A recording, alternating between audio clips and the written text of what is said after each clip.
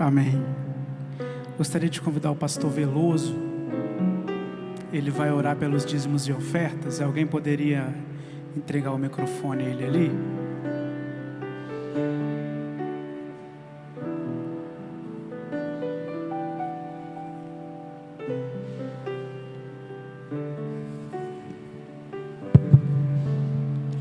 Nosso Deus, nosso Pai, nós te agradecemos por esse primeiro dia dessa semana, em que nós estamos começando assim na Tua casa, cantando louvores sobre a Tua causa, e te agradecemos, Deus, por esse momento, quando o Teu povo pôde entregar seus dízimos e ofertas. Abençoa, Deus, aqueles que são distantes daqui do local, mas estão perto de Ti, Senhor, através desse culto de louvor, dos louvores, e agora da palavra que vai ser pregada pelo poder do Espírito Santo. Muito obrigado por esse momento, porque te oramos em nome de Jesus que está aqui conosco. Amém. Amém. Bom dia mais uma vez. Aqui eu não dei bom dia. Que a graça e a paz esteja com você. Um dia na faculdade eu estava estudando e nós estávamos estudando sobre relações afetivas. E ficou um pouco comprovado para a gente que algumas gerações, as gerações muito anteriores, elas tinham algumas dificuldades, especialmente os homens, de demonstrarem afetividade. Falar eu te amo para um filho, para uma esposa, para alguém, é algo muito difícil para algumas pessoas.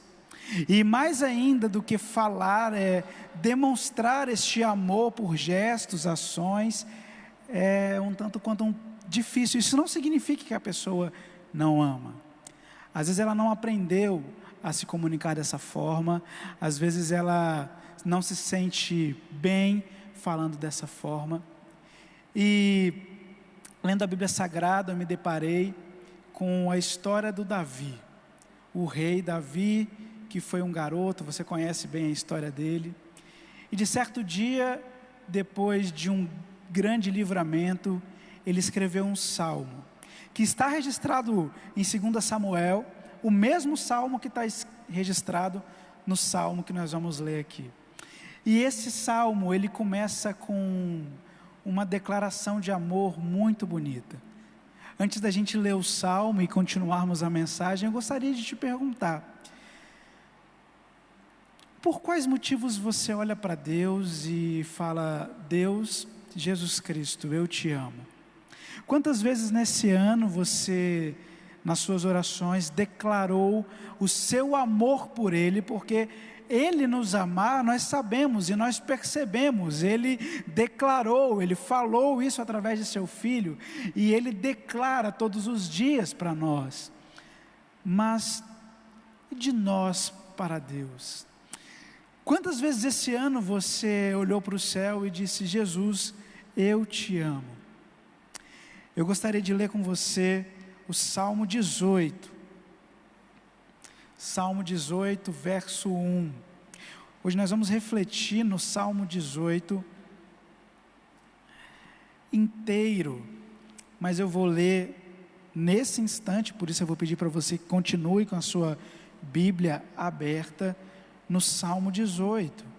O Salmo 18 diz assim: eu te amo, ó Senhor, minha força. Eu te amo, ó Senhor, minha força. É interessante observar que o Davi, ele escolheu começar um salmo declarando todo o amor dele por Deus. E ele tinha motivos para isso, como nós temos. E o que é interessante nessa manhã é que talvez você não aprendeu a se declarar assim para Deus. Assim como as gerações anteriores não aprenderam a dizer eu te amo ou mostrar afetividade de forma com que as pessoas compreendam essa afetividade. Mas Deus deseja que você olhe para Ele e declare palavras de adoração. Entre elas, palavras como eu te amo, ó Senhor. Esse hino de louvor que o Davi começa a escrever ele tem uma história. Eu gostaria de convidar você a abrir a Bíblia no segundo livro do profeta Samuel, capítulo 22, verso 1 e verso 2. Segundo Samuel 22, 1 e 2. Segundo Samuel 22, 1 e 2, ele afirma assim: E falou Davi ao Senhor as palavras deste cântico no dia em que o Senhor o livrou das mãos dos seus inimigos e das mãos de Saul. Disse, pois: O Senhor é o meu rochedo e o meu lugar forte e o meu libertador. O Salmo 18, ele afirma assim os 3 primeiros versículos: Eu te amo, ó Senhor, minha força. O Senhor é a minha rocha, a minha fortaleza e o meu libertador. O meu Deus é o meu rochedo, em quem me refugio. Ele é o meu escudo e o poder que me salva. A minha torre alta. Clamo ao Senhor, que é digno de louvor, e estou salvo de todos os meus inimigos. Esses 3 primeiros versículos denotam para nós, os cristãos, o louvor de Davi baseia simplesmente no que Deus significava para ele. Deus significava coisas impressionantes. A força dele vinha de Deus. Ele considerou Deus como a rocha dele, a fortaleza dele, o meu libertador. O meu Deus é o meu rochedo em quem me refugio. Ele é meu escudo e o poder que me salva. A minha torre forte clama ao Senhor. Lendo esse texto eu me lembrei também de um outro personagem histórico do cristianismo, chamado Martinho Lutero. Martinho Lutero passou por poucas e boas antes de poder proclamar a Bíblia na língua que era a língua popular dele, que era o alemão.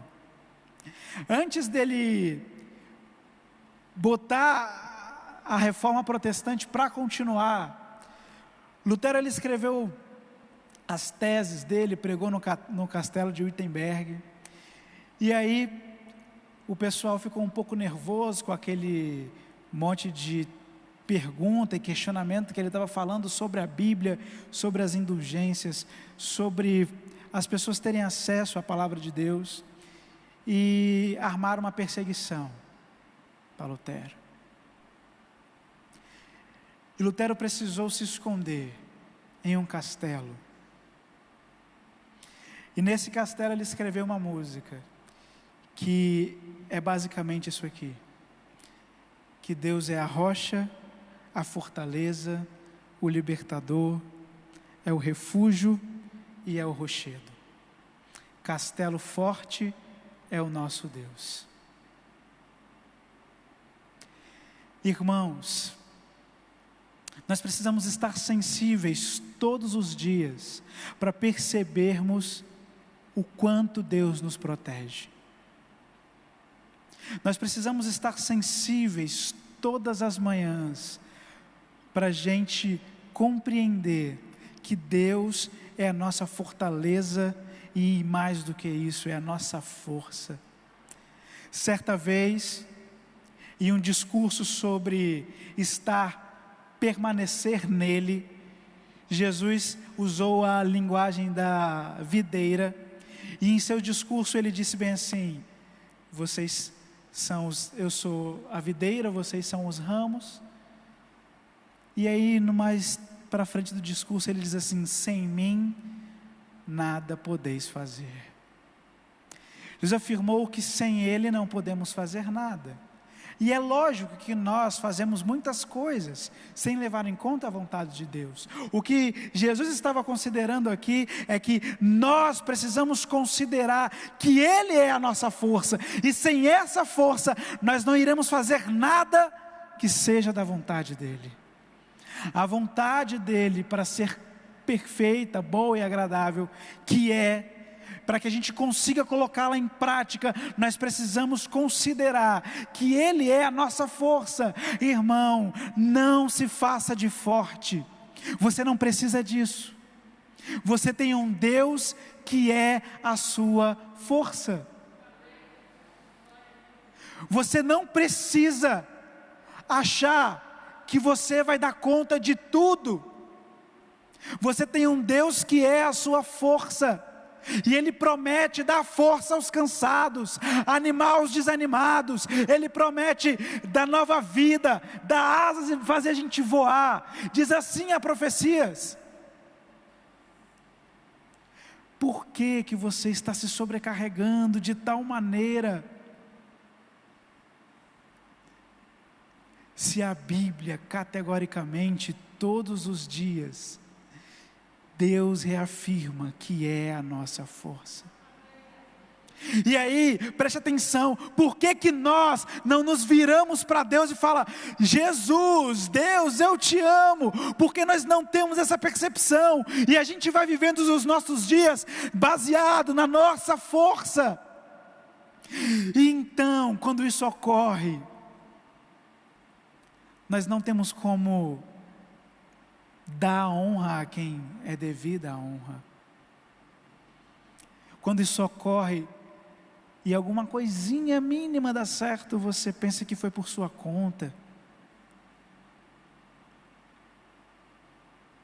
Olha, quando o Davi estava envolto dos seus inimigos, e Deus o livrou,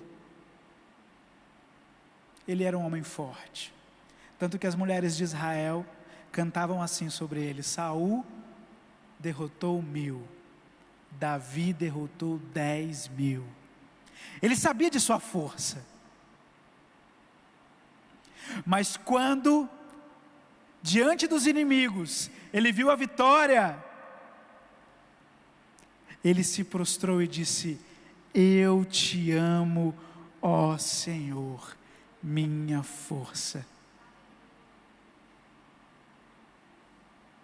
Ele não considerou-se forte, ele não considerou que ele era um marco para a história de Israel. Afinal, desde pequeno, ele amava esse Deus, tanto que quando o gigante Golias começou a proclamar blasfêmias sobre o Deus de Israel, ele tomou sobre si, imputou sobre ele todas aquelas injúrias e falou: não falam assim do meu Deus. Desde criança, desde menor, quando cuidava das ovelhas de seu pai, ele dizia, ele matava leões para que as ovelhas não fossem machucadas. Ele tinha força.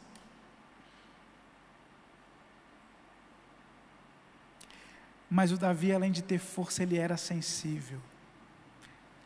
Ele percebeu que ele tinha a maior de todas as forças do lado dele. Eu te amo, ó Senhor, minha força. Esse texto, ele é tão lindo, que mostra Deus como uma figura de ajudador e defensor, e não um Deus agressor. Você precisa voltar a olhar para Deus como um Deus que quer o seu bem, como um Deus que afirmou que todas as coisas cooperam. Você precisa voltar ou começar a nos seus dias olhar para o céu e dizer: eu te amo, ó Senhor, minha força.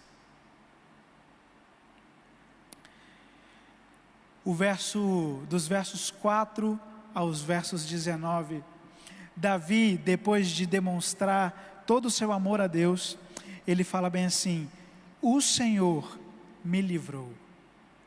E aí ele faz um quadro de livramento, porque em seu desespero ele sabia que a sua força não era totalmente eficaz.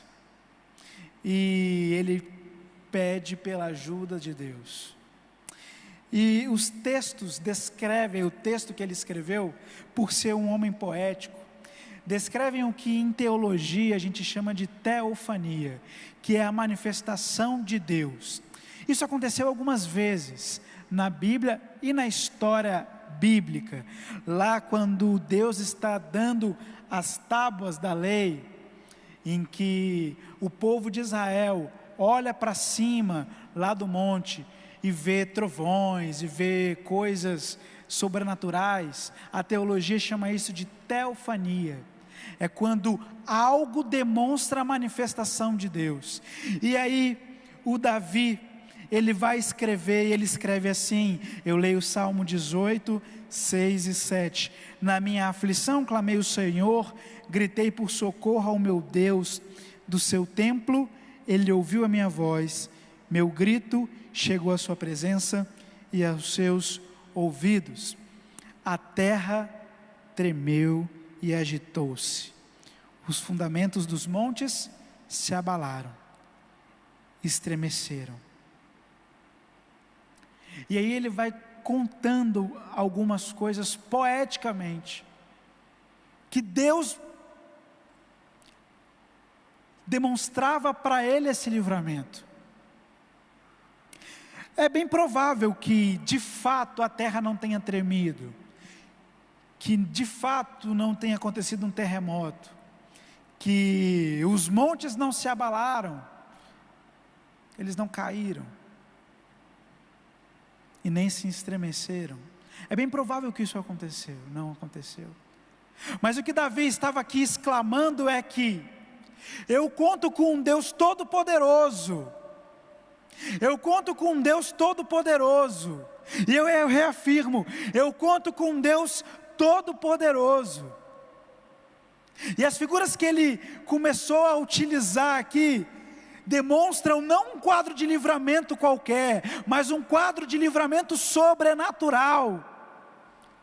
Um quadro de que ele poderia contar com Deus, e que ele poderia orar, que na aflição dele ele ia clamar, e que todo esse poder estaria investido para que ele compreendesse a boa, perfeita vontade de Deus, que todo esse poder estaria investido para que se cumprisse a promessa de que ele seria o rei, que todo esse poder estaria investido para que ele realmente compreendesse quem é o nosso Deus.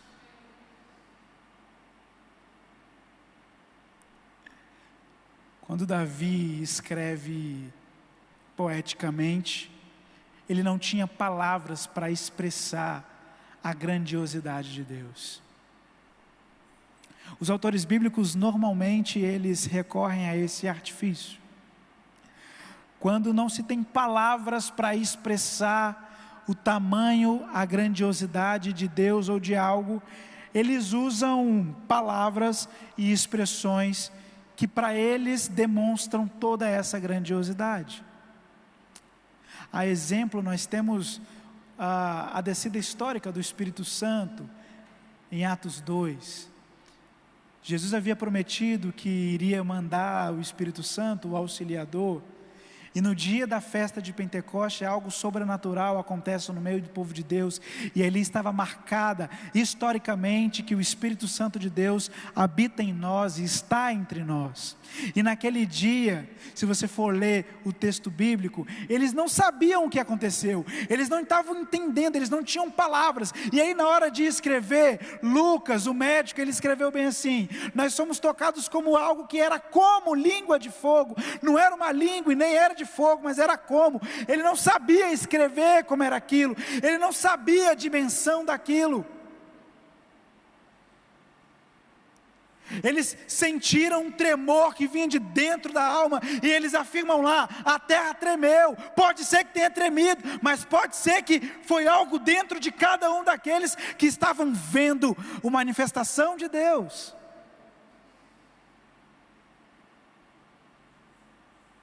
O nosso Deus é poderoso, E às vezes nós não temos palavras, nós não conseguimos colocar em palavras tanta grandiosidade. E era sobre isso que o Davi estava falando. Ele não estava falando, o Senhor me livrou. Ele estava falando, o Senhor me livrou com toda a sua majestade, com toda a sua grandiosidade, com todo o seu amor, com todo o seu poder. Eu posso contar com esse Deus. Eu sou importante para Ele. Ele veio em meu favor. E é por isso, diante dessa percepção, que só nos resta uma coisa: quando nós percebemos a grandiosidade de Deus, quando nós percebemos o tamanho dEle, quando nós percebemos quem Ele é, nós nos sentimos pequenos.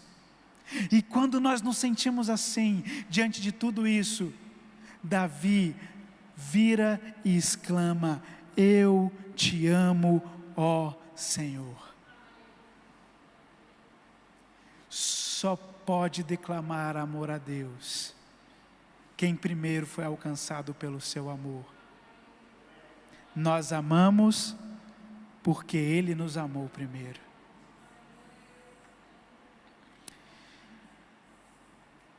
O verso 20 ao verso 30 tem algo que é um pouco peculiar nesse texto. O texto afirma assim: o Senhor me tratou conforme a minha justiça.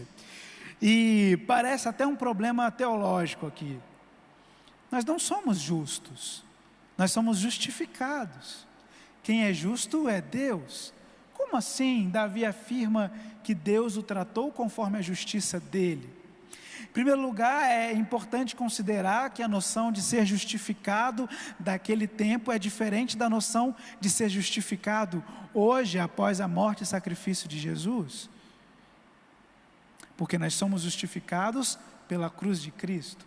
Como que era essa percepção? Eu vou ler para você, lá no Salmo 18, 21, diz assim: eu segui os caminhos do Senhor, não agi como ímpio, não me afastei do meu Deus. O verso 28 ao 30 diz assim: tu, Senhor, mantém acesa a minha lâmpada, o meu Deus transforma em luz as minhas trevas. O que ele estava afirmando aqui é que ele tinha trevas dentro dele, mas Deus transformava aquilo em luz. Ele diz assim: com o seu auxílio posso atracar uma tropa, com o meu Deus posso transpor muralhas. Ele é o Deus cujo caminho é perfeito, a palavra do Senhor é comprovadamente genuína, Ele é um escudo para todos os que nele se refugiam. Naquele tempo as pessoas, elas se percebiam justas à medida que elas tinham contato com a palavra de Deus, e viviam aquela palavra.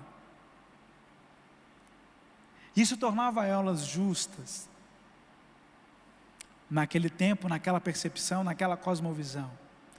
O que Davi estava falando aqui e o que ensina para nós é, para dizer eu te amo para Deus, além de o reconhecer como força, rocha, fortaleza, além de perceber esse livramento, esse poder, nós precisamos ter comunhão e relacionamento com Ele, que Ele mantenha a nossa lâmpada acesa, porque Ele vai continuar transformando as nossas trevas em luz. E é assim todos os dias. Todos nós temos trevas dentro de nós que diariamente, dia após dia, Deus vai transformando em luz.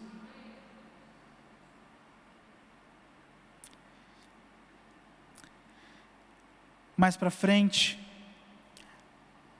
o Davi, ele, atônito mais uma vez com o poder de Deus, ele expressa um quadro de profunda gratidão, registrados do verso 31 ao 45, eu leio somente o 31 ao 35, que diz assim: pois quem é Deus além do Senhor? Você está entendendo a pergunta? Deus é um título, Deus é um título, ele está falando assim: quem é Deus além do Senhor? diante de tudo isso que eu tenho vivido, o Senhor ser minha rocha, o Senhor ser minha fortaleza, vir aqui me livrar com grande poderio, o Senhor transformar em luz todas as minhas trevas. Quem eu posso considerar como Deus senão o Senhor? Quem é o meu Deus senão o Senhor? E infelizmente nós sabemos que hoje em dia a sociedade tem escolhido outros deuses senão o Senhor. Talvez é porque eles não tenham experimentado toda essa história e todas essas experiências de Davi. E o texto continua: quem é a rocha senão o nosso Deus? Ele é o Deus que me reveste de força e torna perfeito o meu caminho. Torna os meus pés ágeis como os da costa, sustenta-me firme nas alturas, Ele treina as minhas mãos para a batalha. Verso 35, Tu me dás o teu escudo de vitória, a tua mão direita me sustente. E agora, preste atenção, nesse texto, desces ao meu encontro para me exaltar.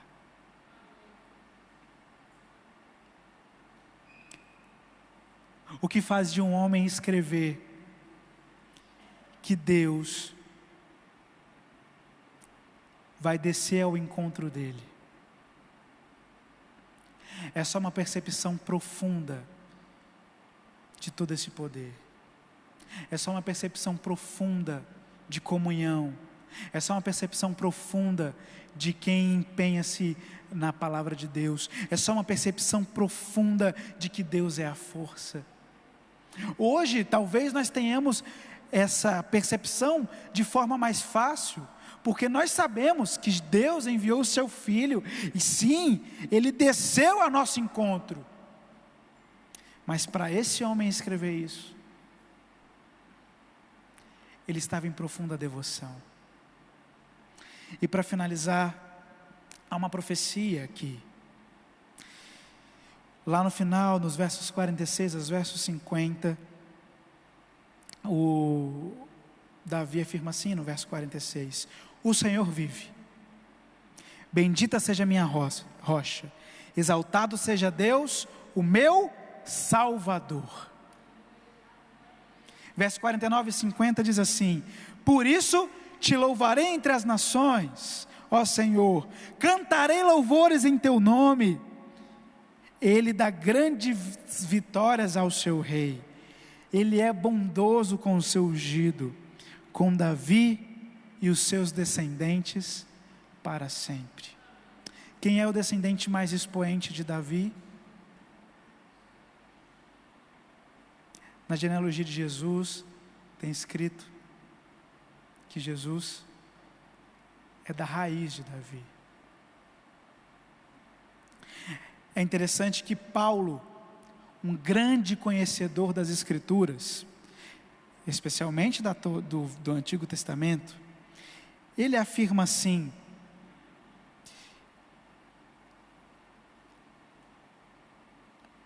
Romanos 15, 8 e 9: Pois eu digo a vocês que Cristo se tornou servos dos que são da circuncisão, por amor à verdade de Deus, para confirmar as promessas feitas aos patriarcas. Verso 9: a fim de que os gentios glorifiquem a Deus por sua misericórdia, como está escrito: por isso eu te louvarei entre as nações, ó Senhor, cantarei louvores ao teu nome. Não foi à toa que o Paulo, ele utilizou a mesma expressão do Davi, mas aqui o Paulo utiliza a expressão de Davi conectando a Cristo. Nesse tempo, nesse salmo, Davi já estava anunciando o Salvador. Irmãos, eu gostaria de concluir com você fazendo a pergunta que fiz no começo. Há quanto você não olha para o céu e diz: eu te amo, ó Senhor? Quais os motivos você tem agora, nesse instante, para olhar para Deus e dizer: eu te amo, ó Senhor? Apresentei aqui para você os motivos de Davi. E minha oração é que este ano você tenha muitos e muitos motivos e muitas experiências para olhar para o céu e dizer: eu te amo, ó Senhor, minha força. Eu quero orar com você. Senhor Jesus, nós te amamos, ó Senhor, nossa força. É somente isso que queremos declarar nesta manhã. Nós te amamos, ó Senhor. O Senhor é a nossa força. Eu não quero dizer outra palavra a não ser: eu te amo, ó Senhor, minha força. Amo o Senhor. Essa é a nossa oração, em nome de Jesus. Amém.